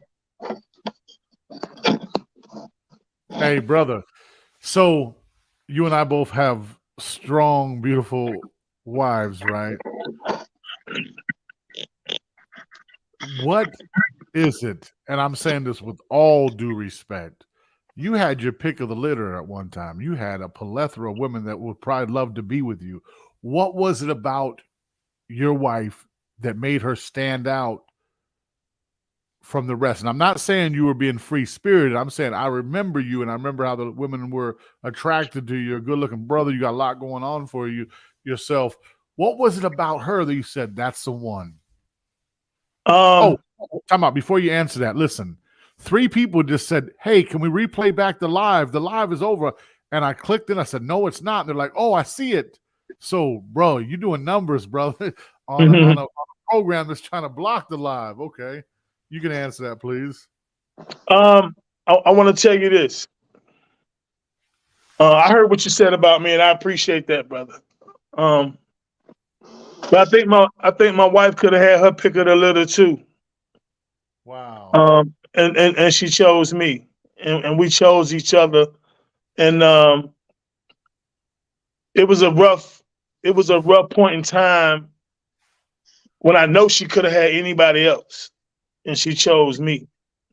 And so I told one of my young men today, it was crazy. He was going through something at school, and his girlfriend broke up with him. Oh, wow. At school. And he was about to lose it at school. And I told him, I said, yo, my man, you about to shut school down?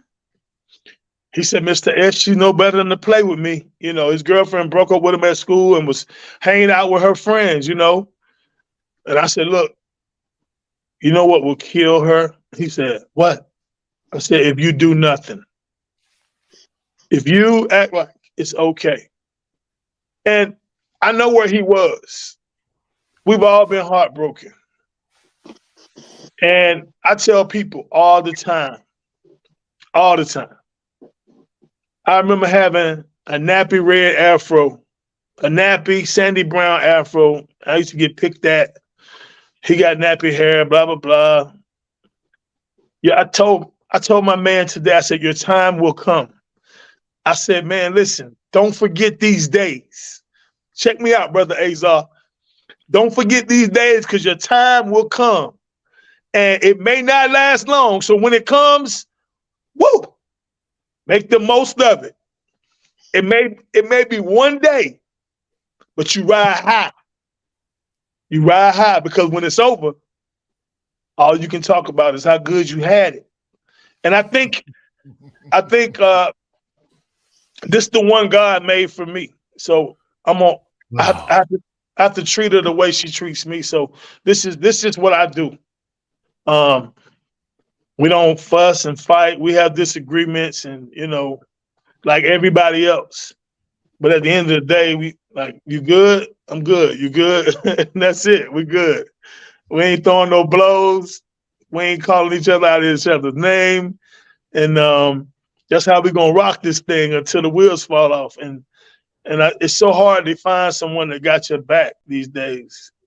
You know, with the dope boys, with the pretty cars and all this stuff and all that stuff that we don't have.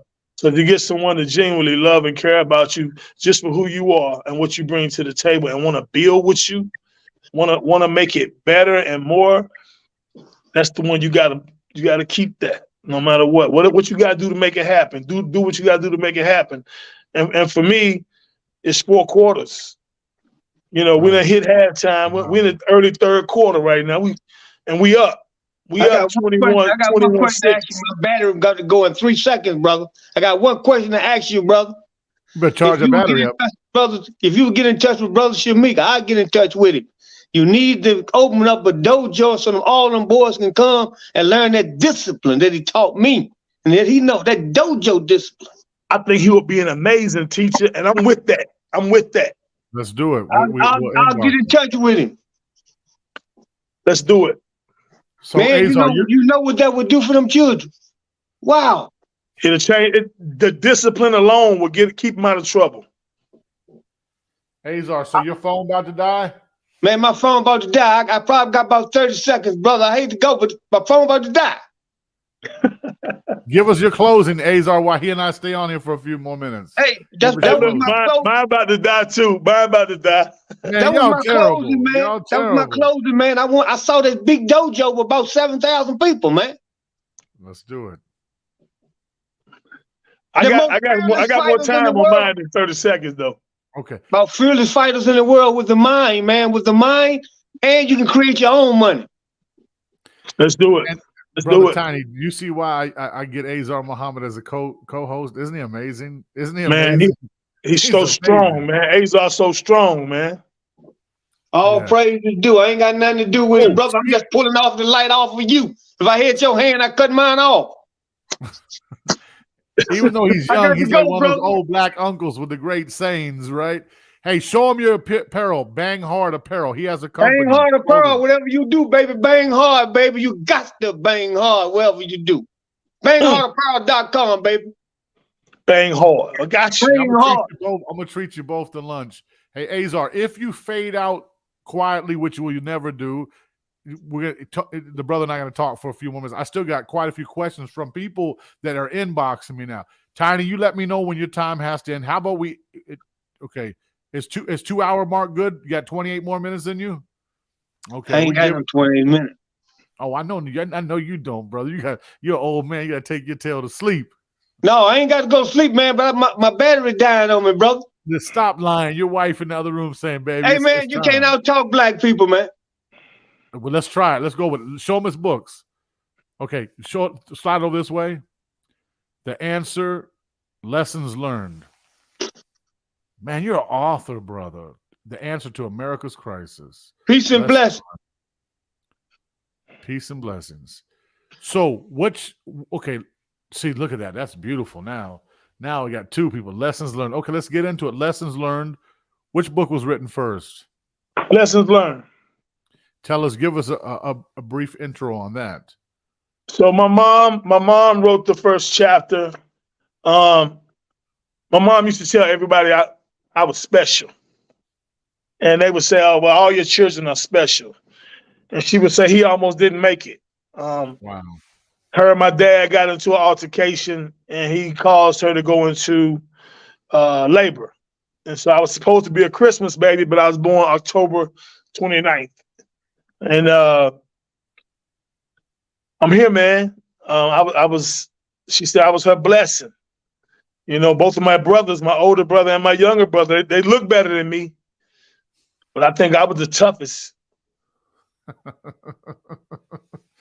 You were the toughest. Hands down. Hands down. Okay. And the second book? The Answer to America's Crisis. Now, I know it's late in the show, but I'm going to give away, our podcast is going to buy both books for 2 people that just say, I want the book. Whoever says it first says, I want the book, I'll get your information and I'll buy a copy each for you because I want us to have that. We got to support our brother. Speaking of support, I want to jump back to Sheriff Kimbrough. I don't know him like you know. Okay, somebody says I want the book. Okay, you're the first person. I'm gonna order. Do I need to order it from you or Amazon? I can. What's best? Either way. Get it from me so I can sign it. Okay, listen. It's a signed copy. Y'all hear that live? Listen, this show's gonna be giving away stuff too. We're giving away this expensive pen. As a joke. But listen, okay, so I want one. Let me see who that is. Let's see who that is. I want one. Catrice, it's your system. She's got it. Okay, I'm gonna buy it from him too. Sister, tell us inboxes what you want the brother to write on there. Okay, you get both those books, and then we'll bring her back on the show because me and you and I are doing this once a month. He's got his own podcast is coming out. Grab this brother, y'all. Grab him before you cannot reach him. And pretty soon I'm going to be managing the brother, so you have to call me if you want to book him, and there will be money. So get him now while he's on the ground. Get him now. So Catrice is one of them. Okay. Now, to the second book you were about to explain before I got too excited. So the answer to America's crisis, I wrote this book after my mom passed. And I felt like my mom gave people a chance. It's hard to trust people around your children. And I felt like my mom gave people a chance to prove themselves. So a large portion was donated to my mom, even though I had help writing the book. But I want people to know, and I'm not saying my mom better than nobody else mom. I'm just saying she was the best mom for me. Right. But I think it's a recipe to follow to be a good mom. And you're not going to always get favor from your children. They're not going to always love you because of some of the decisions you make, right? But my mom was so cool. But she would, if I was wrong, I paid for it. And if I was right, I got rewarded. And I grew up, a large portion of my life was in Baton, the country. And if I messed up and my mom was gone, my aunts and uncles with me, right? We need that, yeah. And then when I first got to Winston-Salem and my mom was working at McLean Trucking, we lived in Lakeside. And Miss Pat and Mr. Richard were our babysitters. And if we messed up, we got whoopings, right? Right. And when we left Lakeside, we moved to City View. And I remember like yesterday, man, like Pat Perrin mom could whoop us. The Miss Mumford could whoop us. Aunt Dot on the hill could whoop us. Buck mom never did, but she could have whooped us, right? And I just think that it takes a village forever to raise a child. And somewhere along the line, we just forgot. We scared to correct children nowadays. They can even be some kin to us. Right. But we don't want nobody's mom saying, look, don't you talk to my child like that. You talk to your child, or you go have a child to talk to like that. I get complained on all the time. Because when I see kids out of pocket, I check them. Like, come on, man. Right. Come on, man. That ain't how we gonna do it around here. Right. I'm just saying, man, like we just can't let it be broken, right? We all part of the machine. We all part of this system that's wrongdoing these kids. Man, when I see fathers spend their whole weekend taking their children to practice and basketball games and soccer, I'm like, yo, that's how we fix it. We got to put time in. We got to get some of these good daddies to grab the friends of your son. Mr. Piggott used to go take Danny to shoot basketball, but they would take me. And I hated basketball. I wasn't good at it. Oh, really? But it wasn't enough physical sport for me. It's for pretty boys, right? But like I would go, and my mom would be like, "Yeah, he can go with y'all," Man, I had several friends in the neighborhood, and my mom would say, "Don't you leave and go nowhere with nobody without letting me know." Right. And then she went and started saying, "Well, if you're going with Sam Puryear, you can go. And if you're going with Danny, you can go. If you're going with Stefan and Derek, then you can go. And Kier, you're going with Kier, you can go." And the list went on and on and on. But I think we need some mentoring, man. I think it's some guys with fathers that still need some outside mentoring. I think it's some guys that take advantage of their fathers. Right. Yeah, I mean the system needs to be tweaked, man, and I think we just need to do it and quit talking about it. If you see me looking down, forgive me. I'm replying to these people. The inbox is going crazy. We just had our second winner on the book. Can I give the name out real fast, brother? So we have two people. Waleed Abdullah. He got the second book. So what we'll do when this goes off, we'll create a group chat with us four, and then we'll get the books to them. Okay. Yeah, sorry. just tell them to inbox me, and you know who the winners are, and we'll make it happen. Okay, and I'll send that over to you. Listen, okay, keep going. This is great. No, I just think that a lot of us idly sit by and watch things go wrong, man, and we could, say something and fix it. And I know when I see some of these young brothers in the 10th, 9th, 10th, 11th grade, man, and hey, man, I made some of my biggest and best mistakes in high school, right? Right. But the difference is you paid for it right away. I mean, you're gonna get a paddling back then, right? But now you can't do that. So what do we do now? Right? So when I'm begging y'all to hit that volunteer list and come into the school, I think it would be amazing if some of these children had some brothers to talk to. And I'm talking about white men, black men, and Hispanic men, just being readily available once a week for an hour to walk the halls at every school in our city, elementary, middle, and high school, and just be ready to be a big brother, be ready to be the voice of reason. Because right now we're sitting back saying, man, these kids tripping. These kids out of control. Well, what have you done to help it? What have you done to help fix the situation? Because you sitting back talking about it ain't helping. Tiny, why are you so passionate about drawing the bridges between the racial lines? And the reason I asked that, you were mentioning about a white mentor of yours. You said his name, but you're about to go into what he did, and then I asked another question. I apologize. Can you reverse and go back to what did he do that was so, his name again, and what he do that left that impact? Because remember Art back in the day at the gym? Remember impact on people? Okay. So Jim Butler was more than a mentor to me. He was my high school football coach.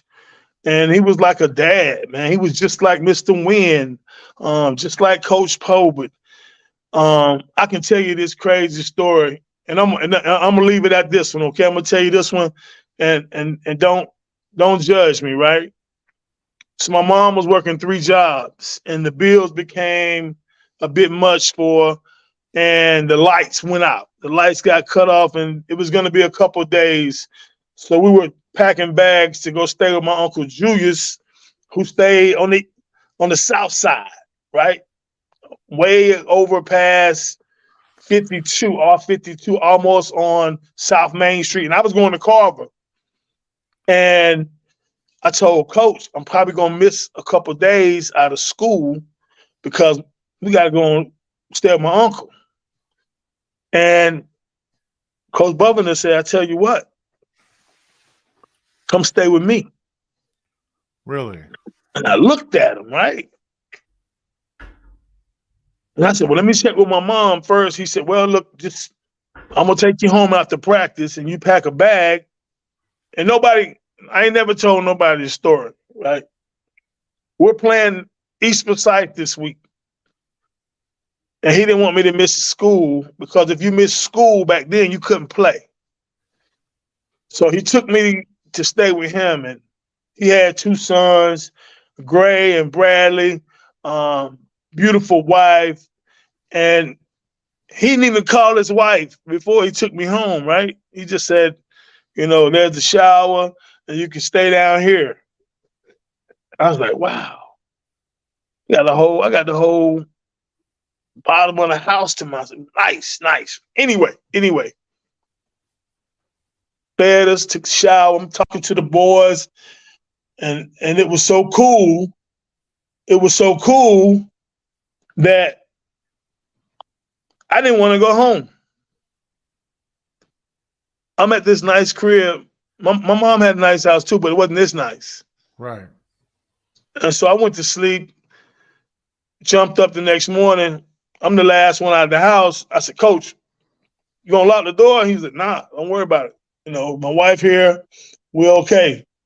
I said, yeah, but you're gonna lock the door, right? He was like, no, we're fine. We're in Clemens, right? We're staying in Clemens. So that was Thursday, and then we practiced, and then the next day we got the game. And my mom came to the game, and she was like, yo, lights back on. After the game, come home. I said, all right, I got all my stuff at Coach's house, Mom. Don't worry about it. We'll get it. We'll go out there and get it. But I wanted to go back to Coach's house after the game. Right. And it was I just wanted to stay out there, man. It was so cool. And I said, if I ever make enough money, I'm gonna live in Clemens, and that's where I live now. Stop playing. And yeah, I live in Clemens now, and I owe it to my coach, and I owe it to my mom, and I owe it to my teammates, and I owe it to my dad, being Stevenson. I owe it to the people that didn't give up on me and didn't quit up. Like, people say, yo, man, we know you don't like talking about your mom. You go to a place that doesn't exist anymore. When you talk about your mom, I said, no, I don't go to a place that doesn't exist. I go to a place that, I'm not very comfortable, right? But I went into the Winston-Salem State Hall of Fame and the High School Hall of Fame for the county, both in 2010, right? Okay. And my mom, I'm calling my teammates at Winston-Salem State, right? I'm finna go into the Hall of Fame. I need y'all to bring me out, introduce me, bring me out, the way you did at the start of the show, right? Thank you. And because of who I was as a teammate, I couldn't find anybody to introduce me at the Hall of Fame. So my mom introduced me. I didn't have a lot of friends / team. I had a couple, but I didn't have a lot. People think the whole football team, everybody love each other. But I wasn't that kind of teammate. I wanted to win. You know what I'm saying? So once the season was over and once you finish college, I'm in a group chat now with some of my teammates from Wake Forest. I was at Wake Forest for 1 year. But this Winston-Salem State, we got one little chat. I think one of the guys I love so much, still look up to, is Tim Pittman, right? But my mom introduced me, and my mom said, I'm going to introduce y'all to my son, Antonio Stevenson. And he couldn't get any teammates to introduce him because he wanted to win more than he wanted friends. And I think if I had it all to do over, I'd probably make more friends, or I'd try to be a better teammate, right? But I was a different person back then, and I just wanted to win, man. I didn't want to be affiliated with losing, right? And when people talk to me about sports now, I think it's more about learning how to be a good teammate and learning how to, be a good friend.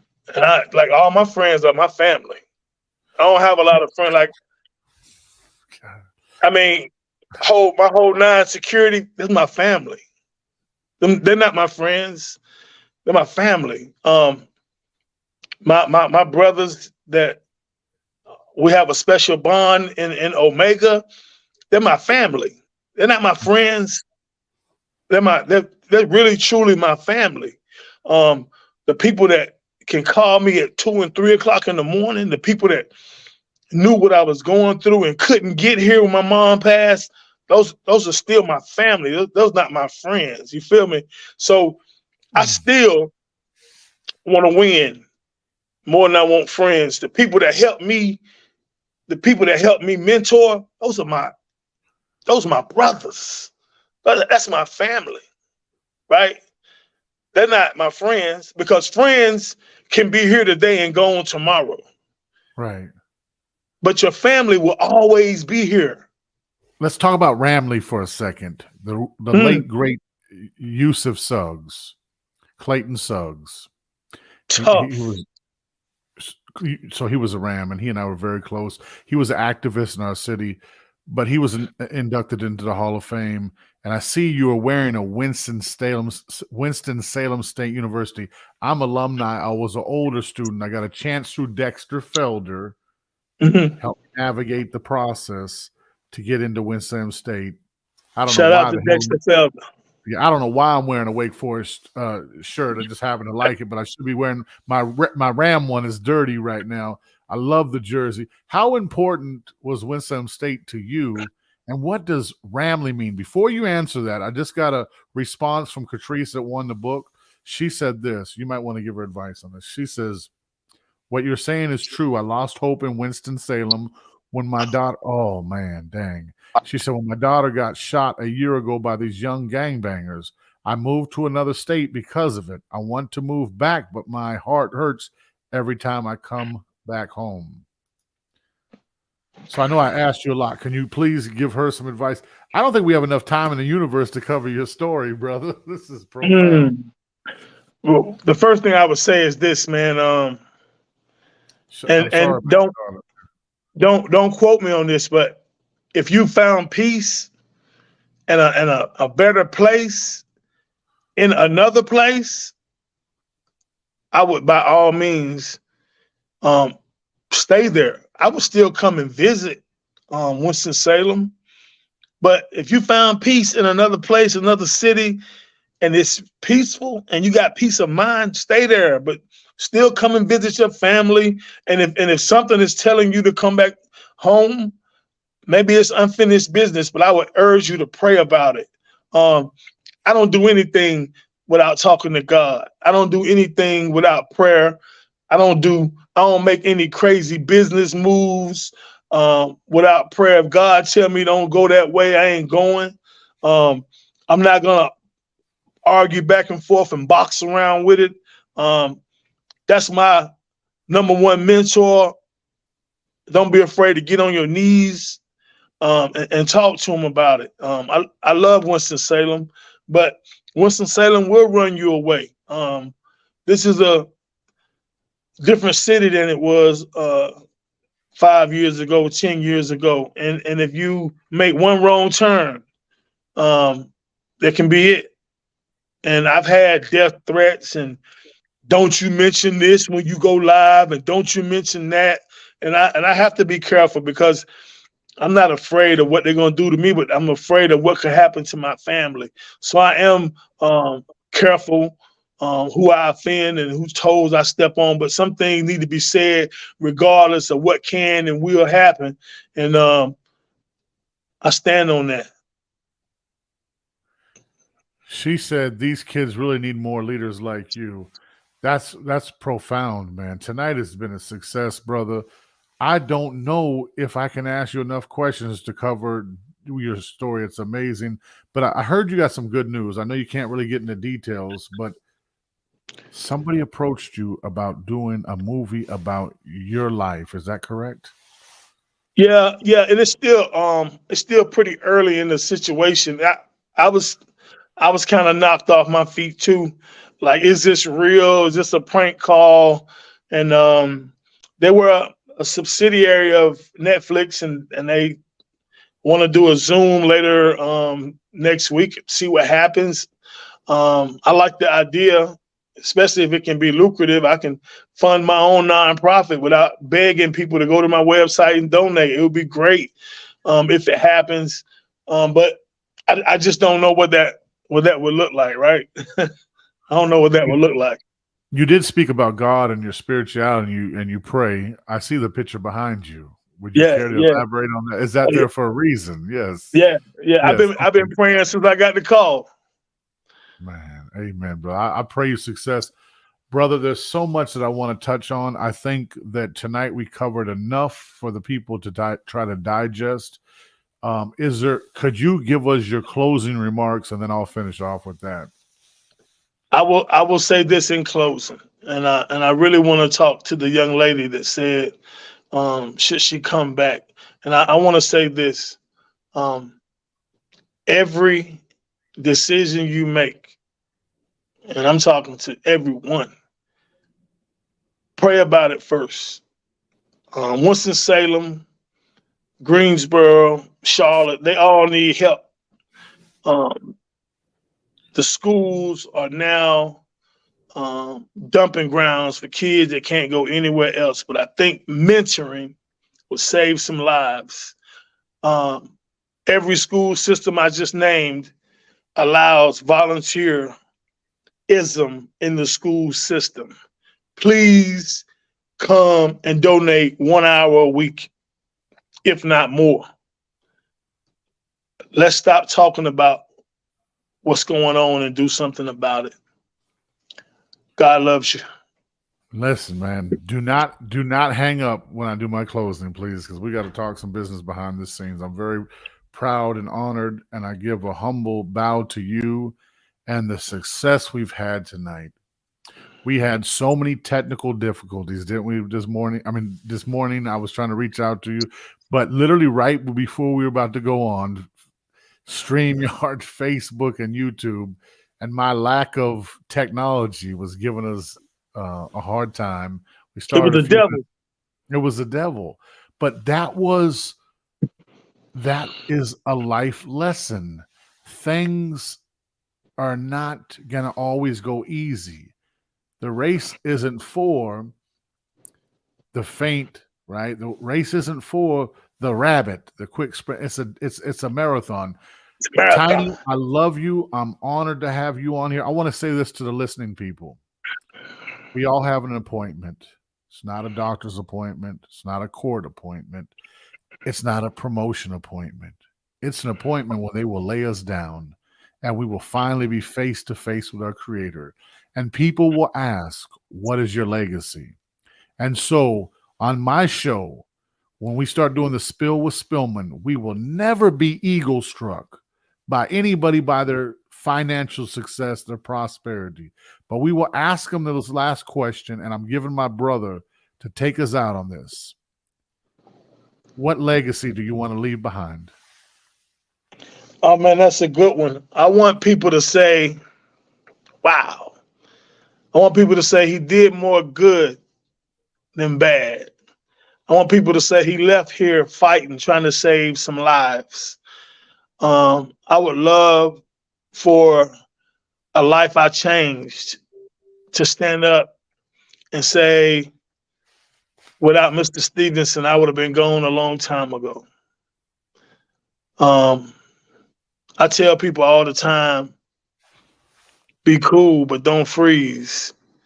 Because you stay anywhere too long doing nothing, you will get stiff and you will freeze and you will die. So be cool, but don't freeze. Stay working and stay pushing. And stay humble. God bless y'all. In America, by the late, great Dr. Maya Angelou, when I was filming her in New York, she said this: the best way we give in America is not by talk, it's by our wallet. This is what she said. It's by our wallet. You want to see what people care about? Trace the wallet. Support this brother. We need more men like him, especially more black men like him in America. He is very powerful. Stay in tune with his brother. He's doing big things. God bless you. I love you, brother. You're my brother from another mother. God bless you. Thank you so much. We're going to end the broadcast.